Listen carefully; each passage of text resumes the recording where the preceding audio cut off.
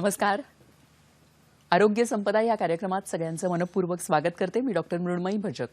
आरोग्य संपदा या कार्यक्रमात आपण नेहमीच आरोग्य संबंधीच्या वेगवेगळ्या विषयांवर चर्चा करत असतो आणि सध्या जो विषय सगळ्यात जास्त चर्चेला जातो म्हणजे कोविडचं लसीकरण.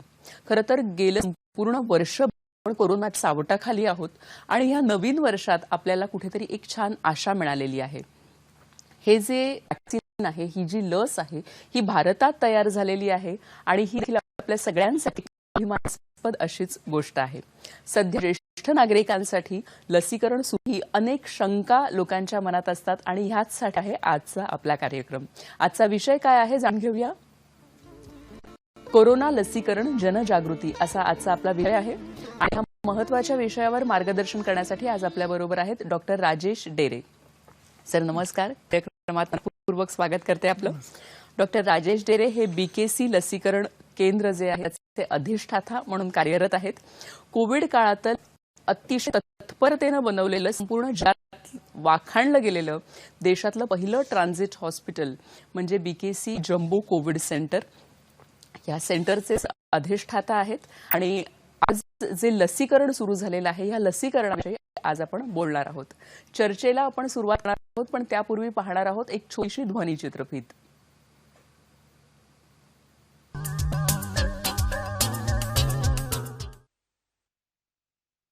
भारत कोविडच्या विरोधात यशस्वीरित्या वाटचाल करत आहे आणि मोठ्या प्रमाणात त्याने यश प्राप्त केलं आहे. देशात ठिकठिकाणी कोरोना लसीकरण यशस्वीपणे टप्प्याटप्प्याने राबवलं जात आहे. लसीकरण राबवत असताना सरकारतर्फे सांगितलेल्या सर्व सूचना अंमलात आणल्या जात आहेत आणि तशा प्रकारची व्यवस्था केली जात आहे. लसीकरण केल्यावर त्या व्यक्तीस अर्धा तास डॉक्टरांच्या निगराणीखाली ठेवलं जात आहे जेणेकरून काही त्रास उद्भवल्यास लवकरात लवकर उपचार संभव होईल. 28 दिवसांच्या अंतराने हे लसीकरणाचे 2 डोस घ्यायचे आहेत आणि त्यानंतरच लसीकरणाचा टप्पा पूर्ण होणार आहे. लसीकरणानंतर काही दिवसात शरीरात रोगप्रतिकारक शक्ती तयार होईल. कोविड लसीकरण हे फक्त सुरक्षाच देणार नाही तर आपल्या जवळपास असणाऱ्या सर्व लोकांना यापासून प्रसार होणार नाही याची काळजी सुद्धा घेणार आहे. या महामारीपासून बाहेर येण्यासाठी लसीकरण हे एक महत्त्वाचे पाऊल आहे. लसीकरण बरोबरच काही सावधगिरी बाळगली तर कोविडला नक्कीच हरवलं जाऊ शकतं.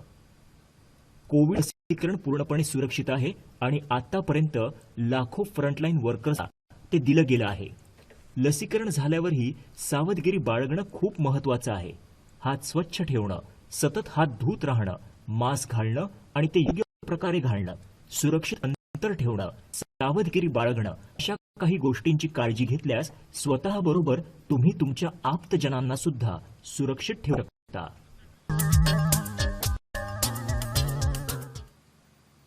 कोविड-19 जे लसीकरण आहे ते सध्या सुरू झालं आहे. सर, जे फ्रंटलाईन वॉरियर्स आहेत त्यांना हे लसीकरण मिळालेलं आहे. तसंच आता ज्येष्ठ नागरिकांसाठी हे सुरू झालेलं आहे. पण तरीही लोकांच्या मनात काही शंका असते. सगळ्यात महत्त्वाची भीती अशी असते की काही दुष्परिणाम होणार नाहीत या लसीमुळे. त्याबद्दल काय सांगाल? नक्की. लसीकरण 16 जानेवारीपासून जे किकस्टार्ट झालेलं आहे इंडियामध्ये आणि फ्रंटलाईन हेल्थकेअर वर्कर जवळजवळ कव्हर झालेत आणि आत्ता 3rd फेजमध्ये 60 अँड अबव जे वरिष्ठ नागरिक ज्यांना म्हणतो आणि 45 अँड अबव विथ कोमॉर्बिडिटी ज्यामध्ये डायबिटीज, हायपरटेन्शन असे 20,000 गव्हर्नमेंट ऑफ इंडियाने भारत सरकारने नेमलेले की त्यामध्ये आपण वॅक्सिन देऊ शकतो सध्याच्या फेजला. यामध्ये नक्कीच प्रतिसाद अतिशय चांगला आहे पहिल्या दिवसापासून. त्यामध्ये 60 अँड अबव अतिशय उत्तम प्रतिसाद आहे. पण कुठेतरी बऱ्याच गोष्टी त्यांच्या मनात आहे की 60 नंतर वॅक्सिन घेतल्यावर जर मला त्रास झाला की मला उद्या त्या वॅक्सिनमुळे अजून काय आजार आला माझी आणि त्यामुळे मला माझं पुढचं जे वय झालं जीवन हे जर चांगलं झालं नाही तर त्याबद्दल काय. याचं एकच आहे की बऱ्याचशा गोष्टी मीडियामध्ये जास्त करून व्हॉट्सअप युनिव्हर्सिटी ज्याला आपण म्हणतो चुकीच्या गोष्टी ज्या अनसायंटिफिक आहेत त्या पसरवल्या जातात आणि लोक त्याला न विदाऊट अनालिसिस न त्याचा विचार करता आपण फक्त फॉरवर्ड करत राहतो. त्यामुळं काही गैरसमज याच्यात पसरलेला आहे. बरोबर आहे. सर, पण तुम्ही काय सांगाल सगळ्या जे ज्येष्ठ नागरिक आहेत त्यांना काय सांगाल की कशा पद्धतीने त्यांनी हे जे वॅक्सिन आहे हे घेतलं पाहिजे जास्तीत जास्त संख्येने? नक्कीच. ज्येष्ठ नागरिक म्हणजे 60 अँड अबाव जे आता आपले फेज चालू आहे, आपण पाहू शकता की 60 पर्यंत आज मुंबई मेट्रोपोलिस असो किंवा ग्रामीण भागात असो 60-70% लोकांना काही ना काही आजार राहतातच आणि अशा वेळेस ते इन्फेक्शनला जास्त प्रोन होतात. आणि जर ते इन्फेक्शनला जास्त प्रोन होत असेल, त्यात जर कोविड झाला तर त्यांची मॉर्टॅलिटी खूप जास्त असते. आजपर्यंतचा डाटा जर बघितला, जसं आम्ही BKCला आतापर्यंत 17,000 पेशंट डिस्चार्ज केले. बरं. आणि त्याच्यात जी मॉर्टॅलिटी झालेली आहे त्यामध्ये जवळजवळ 50%च्या आसपास हे ओल्ड एजचे लोक आहे. त्यामुळे 60च्या पुढचे प्रत्येकाने वॅक्सिन घेणं गरजेचं आहे. याचं कारण असं आहे की त्या एजला इम्युनिटी ऑलरेडी कमी झालेली असते. आपल्याला कोणत्या ना कोणता डायबिटीज, हायपरटेन्शन, कोणाची बायपास झालेली असते, कोणाला किडनी डिसीज असतात, कोणाला लिव्हर डिसीज असतात. त्या काळात त्या कोमॉर्बिडिटीत जर आपण चुकून कोविडला इन्फेक्ट झालो तर आपण नॉर्मल लोकांशी कम्पेअर केलं तर यांची रिस्क ऑफ मॉर्टॅलिटी किंवा मृत्यूचा धोका जास्त धोका आहे. हा 5 पटीने जास्त. नक्कीच. मी काय सांगाल की आपल्या देशातून कोरोनाचं उच्चाटन व्हावं आणि पुन्हा कुठेतरी आपला देश प्रगतीच्या दिशेने वाटचाल करावा, यासाठी या लसीचं किती महत्व आहे? नक्कीच. मी सर्वांना सांगू इच्छितो की लसीशिवाय आपल्याला कोणताही आत्ता पर्याय नाही. आपण पाहू शकता आत्तापर्यंतच्या जे प्रत्येक 8 वर्षाला आपल्याकडं एपिडेमिक इंडियामध्ये आलेले आहेत. मग ते प्लेग असो, स्वाईन फ्लू असो, सर्वात मोठं म्हणजे ट्युबरक्युलोसिसचं वर्षानुवर्ष ज्याने आपला देश ग्रासला होता त्याला पर्याय लसीनीच, जे BCG आपण ज्याला म्हणतो त्यालाच दिलं. दुसरं पोलिओ का बघा आपण इरॅडिकेट केलेलं आहे. तसेच कोविड पॅन्डेमिक जर आपल्याला पूर्णपणे बंद करायचं असेल तर लसीशिवाय कोणताही पर्याय नाही. आणि जर हे पॅन्डेमिक संपलं नाही तर आपण सांगतो की मागील 1.5 वर्षामध्ये 1 ते 1.5 वर्षामध्ये आपण जगाची इकॉनॉमी बघा, इंडियन इकॉनॉमी बघा, या कोविडच्या प्रादुर्भावामुळे इतकी खालवली आहे की प्रत्येक देश आपली इकॉनॉमी ही वर ठेवण्यासाठी किंवा सुधारण्यासाठी हा प्रयत्नशील आहेत. त्यामुळे लवकरात लवकर जर आपण 30%च्या वर पॉप्युलेशन वॅक्सिनेट करू शकलो तर ती जी हर्ड इम्युनिटी पसरणार आहे, त्यामुळे जो इन्फेक्शन रेट हा 5% खाली जर गेला तर आपण पॅन्डेमिक ते क्लिअर करू शकतं. आणि त्यामुळे आपले सर्व जे बिझनेसेस ठप्प झालेले आहेत किंवा काही कमी प्रमाणात चाललेल्या कोविडच्या बिहेवियरसाठी किंवा कोविडसाठी ते सर्व वाढीन आणि सगळीकडे सुजलाम सुफलाम सुरू होईल. नक्कीच. आता पुन्हा खरं तर कोविड रुग्णांची संख्या वाढतीये गेल्या काही दिवसांपासून आणि पुन्हा कुठेतरी एक भयावह चित्र आपल्याला दिसायला लागलेलं आहे. तर ह्या संदर्भात तुम्ही काय सांगाल की लसीचं महत्व काय आणि मुळात रुग्णांची संख्या का वाढतीये एवढी? नक्कीच. मागे 3 आठवड्यापासून जर आपण पाहिलं की 20 ते 25% प्रत्येक दिवस संख्येमध्ये वाढ आलेली आहे आणि आपण 1900 पर्यंत मुंबईतच गेलेलो आहोत.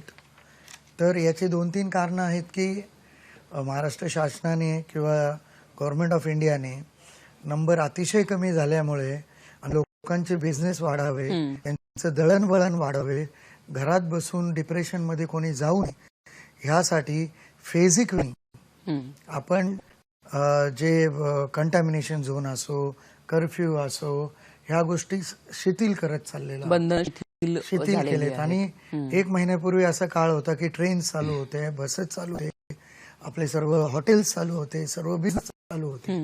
पण काही प्रमाणात माझी अशी समज आहे की लोकांमध्ये थोडा गैरसमज आहे की कोविड संपला गेला, त्यामुळे लोकांनी गर्दीच्या ठिकाणी मास्क घालणं, सोशल डिस्टन्सिंग करणं आणि याच्याकडनं आपण कुठेतरी दुरावलो गेलो होतो. त्याचमुळे मागील 21 दिवसामध्ये हे जे 20% राईज आहे आपण पाहू शकता. काही काही जिल्हे तर जे छोटे छोटे असताना त्यांचे हजारीचा आकडा त्यांनी पार केलेला आहे. आणि एकच चांगली गोष्ट आहे की जरी आपला नंबर वाढलेला आहे तरी मॉर्टॅलिटी फार कमी आहे. बरोबर आहे. मृत्यूदर हा मृत्यूदर कमी आहे. खूप कमी आहे, 0.5 दरम्यान आहे. पण तरीही हे नंबर वाढल्यामुळे भीतीचं वातावरण पसरवलेलं आहे आणि जसा जसा व्हायरुलन्स वाढत जातो कोविडचा, माणसाच्या मनात भीती वाटत जाते आणि ह्या व्हायरुलन्समध्ये जर ओल्ड एजचे लोक आले तर नक्कीच कुठेतरी मॉर्टॅलिटी वाढण्याची शक्यता नाकारता येत नाही. बरोबर आहे. म्हणजे ज्येष्ठ नागरिकांनी ही जी लस आहे ही घेतलीच पाहिजे, कारण दुसरा आपल्याकडे काही इलाज आता सध्या तरी नाही. दुसरं तुम्ही सांगितलं की आता थोडीशी बंधनं जशी शिथिल झाली तसं लोकांनी काही गोष्टी कुठेतरी हलगर्जीपणा झाला, म्हणजे मास्क वापरण्यात म्हणा, हात धुण्यामध्ये. तर ही जी बंधनं आहेत ना, म्हणजे मास्क घालणे, हात धुणे, तर ही आपल्याला अजून किती दिवस अशी पाळावी लागणार आहेत?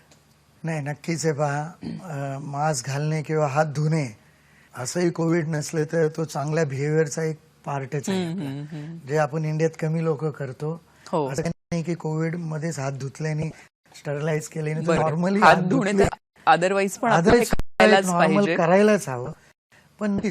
पण मास्क बद्दल काय सांगाल की किती दिवस आपल्याला ठेवावं लागेल?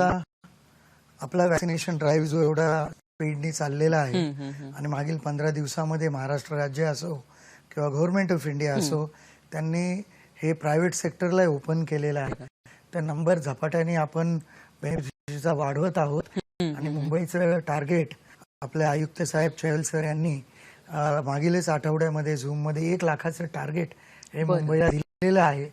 त्या स्पीडने जर आपण गेलो तर नक्की पुढील 5 ते 6 महिन्यामध्ये कुठे ते आपण जो टार्गेट गव्हर्नमेंट ऑफ इंडियाने सेट केलेला आहे तो जर वॅक्सिनेट झाला तर आपल्याला कुठेतरी मास्क कमी करू शकतं. पण तरीही जरी वॅक्सिन घेतलं, सेकंड डोस आला, आपल्या बॉडीमध्ये इम्युनिटीज जरी आपण टेस्ट करून आल्या, तरीही कृपया करून कोविड बिहेवियर जे अप्रोप्रिएट ज्याला म्हणतो हे तरी ह्या पुढील वर्ष ठेवावे असं माझं मत आहे. म्हणजे जे आता न्यू नॉर्म्स म्हणून जे सेट झालेले आहेत, मास्क वापरणे किंवा सोशल डिस्टन्सिंग पाळणे, हे आपण आणखी काही दिवस हे चालूच ठेवायला माझं तर पाहिजे. मत आहे की ही दिवाळी येतोपर्यंत लोकांनी जर ह्या कोविड मधून पूर्णपणे बाहेर यावं लागत असेल तर ह्या दिवाळीपर्यंत कृपया करून महाराष्ट्र शासन किंवा महानगरपालिकेने दिलेली नियमावली पाळावे,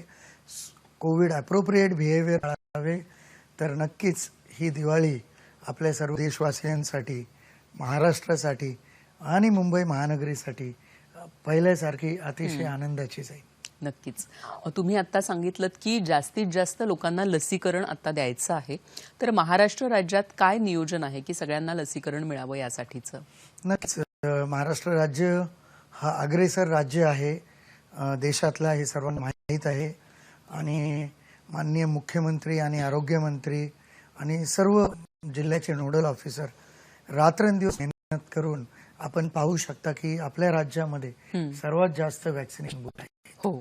त्या आणि आत्ताही मागच्या वीकमध्ये महाराष्ट्र राज्याने 24 तास हे सुरू करायचं प्रोव्हिजन सुरू केलेलं आहे. काही सेंटरला 16 तास, काही सेंटरला 24 तास.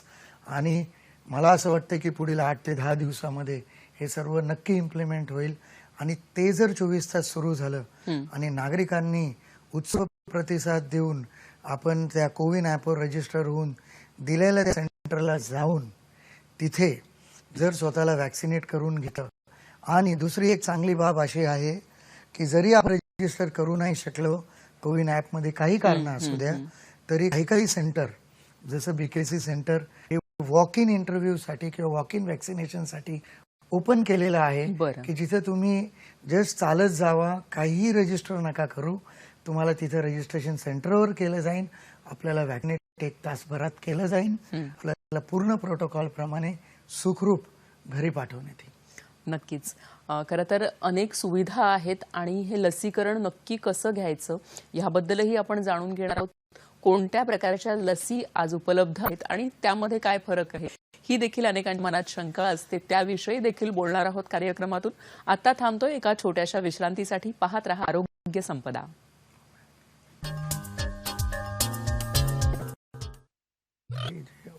नमस्कार. विश्रांतीनंतर मनपूर्वक स्वागत करते.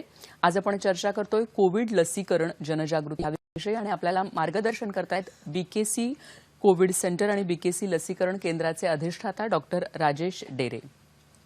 सर, आपण पाहिलं की लसीकरण आता सुरू झालेलं आहे, अनेक जण घेत आहेत.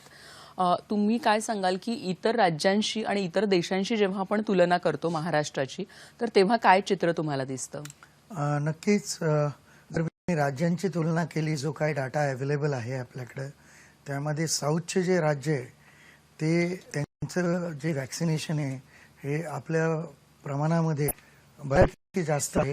कारण त्यांनी डे 1 पासून बूथच्या प्रमाणात आणि वॅक्सिनेशन प्रमाणात थोडीसा लीड घेतलाच आहे.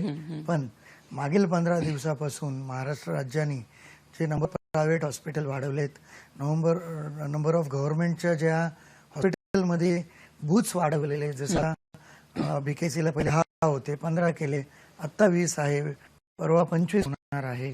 तर त्याप्रमाणे नक्कीच या महिन्याच्या एंडपर्यंत आपण भारत देशामध्ये नंबर 1 राज्य वॅक्सिनेशन मध्ये नक्कीच होऊ शकतं. इतर देशांच्या तुलनेमध्ये कुठे आहोत आपण? इतर देशांच्या तुलनेमध्ये भारत देश वॅक्सिनेशन मध्ये हा नंबर 1 आहे.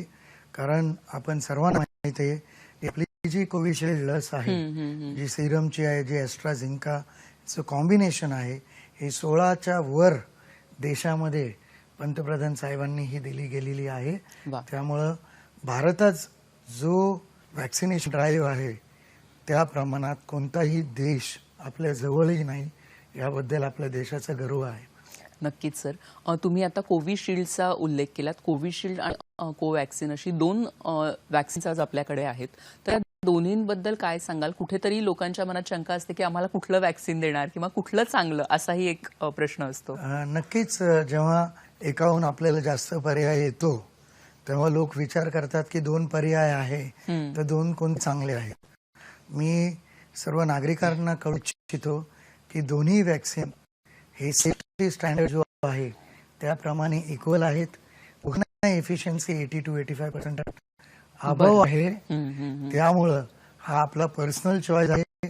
गव्हर्नमेंट ऑफ इंडिया असो, महाराष्ट्र राज्य असो, जसं बीकेसीला दोन्ही लस अवेलेबल आहे, आम्ही त्यांना सांगतो की दोन्ही सारख्याच आहेत. हा आपला चॉईस आहे. आपल्याला कोवॅक्सिन घ्यायची तर कोवॅक्सिन घ्या, आपल्याला कोविशिल्ड घ्यायची तर कोविशिल्ड घ्या. अच्छा, हा नागरिकांना चॉईस आहे, पूर्णपणे नागरिकांना चॉईस आहे. पण आजपर्यंतचा जर डाटा पाहिला देशामधला, तर बऱ्यापैकी सर्वात जास्त बेनिफिशरी किंवा ज्याला लस टोचली गेलेली ही कोविशिल्डची सिरमची दिली गेलेली. नक्कीच.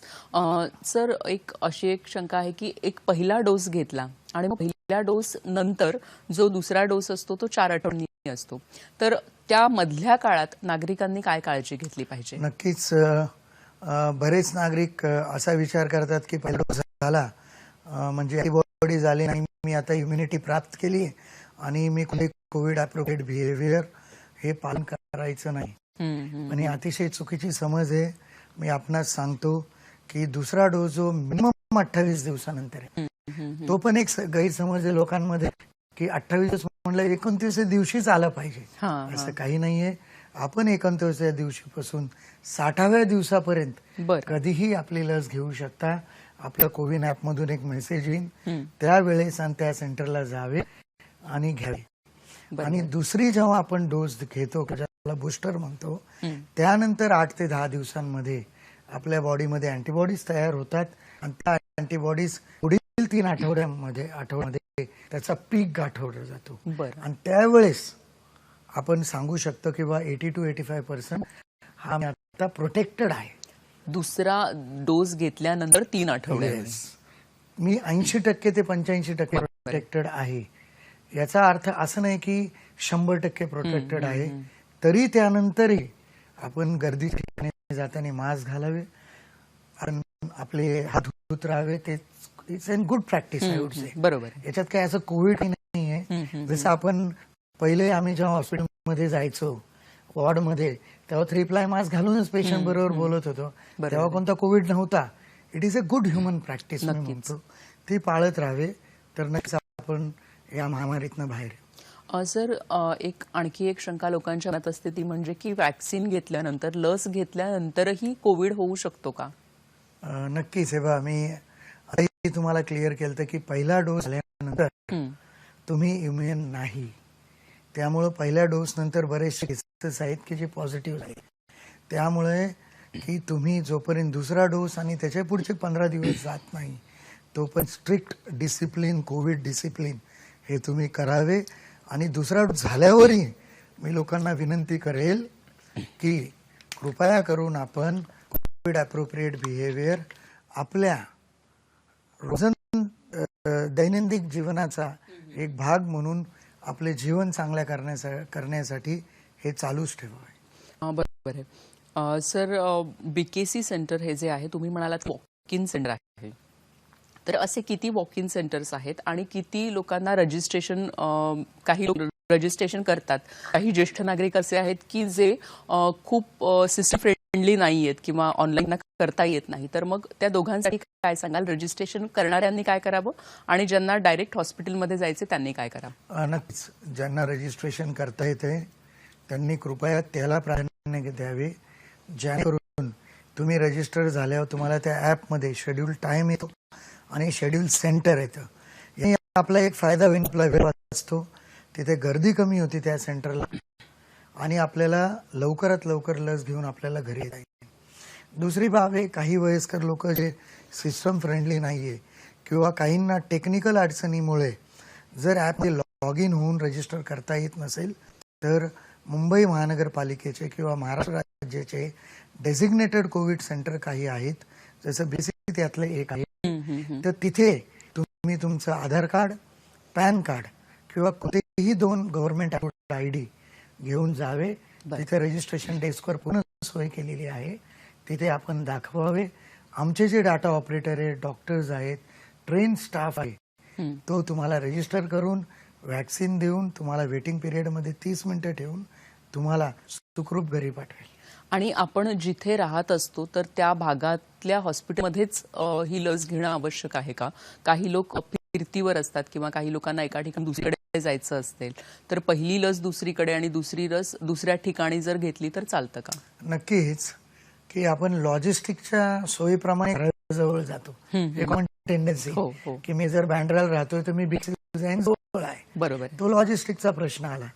पण असं काही नाहीये की तुम्ही एका सेंटरला पहिला डोस घेतला आणि दुसरीकडे नाही घेऊ शकत. कारण तुम्ही जेव्हा फर्स्ट रजिस्ट्रेशन करता तेव्हा तुम्हाला एक रेफरन्स ID क्रिएट होतो. तुमच्या रजिस्टर्ड मोबाईलवर कोविड थ्रू येतो.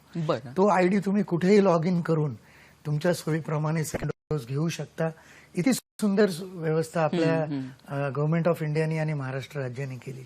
नक्कीच. म्हणजे हे सेंट्रलाइज्ड असल्यासारखं आहे. तुम्ही कुठेही गेलात तरी तुमचा पहिला डोस झालेला आहे हे दुसऱ्या सेंटरला कळतं. नक्कीच. ते सेंट्रल ॲप आहे ना. बरोबर आहे. त्यामुळे तुम्ही लॉग इन ID टाकला, रेफरन्स ID टाकला, तुमचा मोबाईल नंबर, आधार कार्ड आम्ही एंट्री केली, त्या ॲपवर तुमचं पूर्ण डिटेल प्रोफाईलच होऊन जातो. त्यामुळं काही आपल्याला काळजी करायची गरज नाही. नक्कीच. सर, बीकेसी कोविड सेंटर हे जे आहे, जम्बो कोविड सेंटर, हे देशातलं काही जगात म्हणजे देशातलं पहिलं आहे ट्रान्झिट हॉस्पिटल आणि जगातलंही वाखाणलं गेलेलं आहे.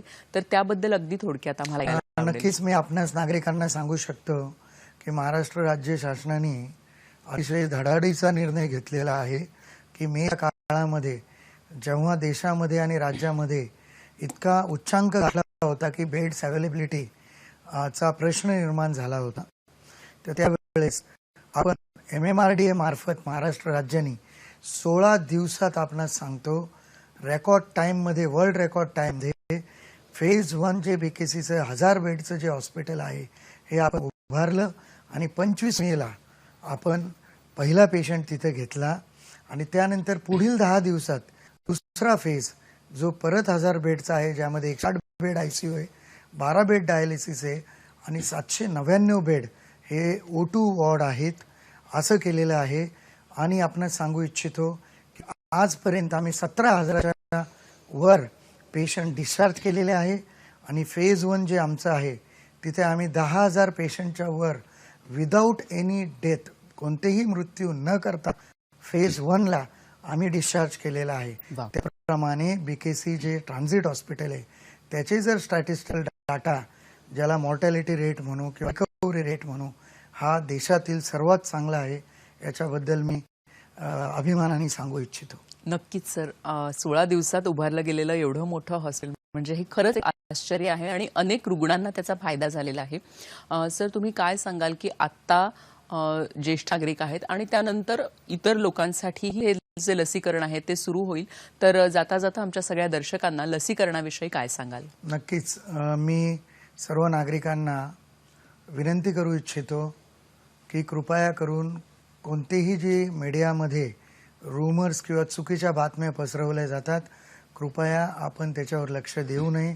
आपल्याला कोणत्याही प्रकारे डाऊट आला वॅक्सिनचा तर गव्हर्नमेंटच्या वेबसाईटवर जावे. महाराष्ट्र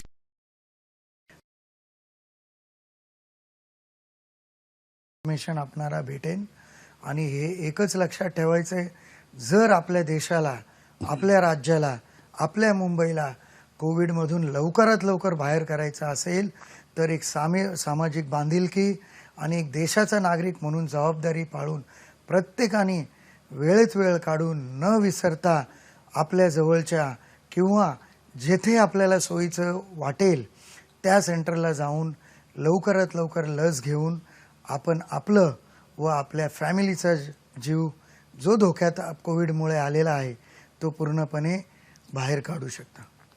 नक्कीच सर. म्हणजे खरं तर लसीकरण हे एक वरदान आहे.